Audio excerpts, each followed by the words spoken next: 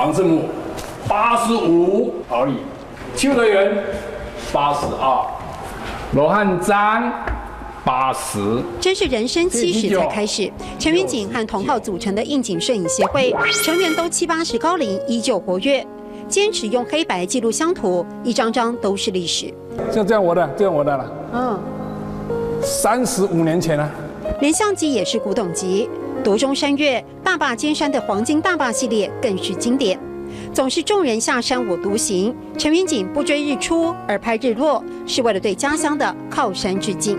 很多人拍大坝都是从东边拍的，因此拍出来的呢都有背影，所以我就认为应该从西面往东拍大坝，这样的话呢，可以把阳光照射在壮观的大坝身上。说话节奏显得快，陈远景不经意透露着传达理想的急迫。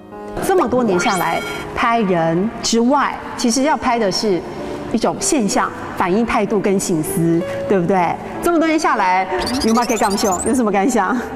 含黑家乡较好。哦，含黑改用较好，还是家乡好？用镜头画家乡，家乡话更不能放。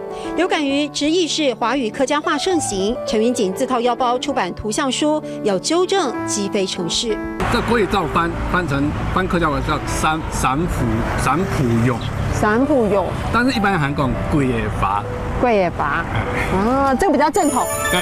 退休之后的生活可以做更多有意义的事，所以陈远景拍摄自己的家乡之美，而透过他的摄影作品，大家还可以学正确的客家话、客家俚语，为自己的文化尽一份心力。有嘛给感想，含黑家用较好。有嘛给感想，含黑家用较好。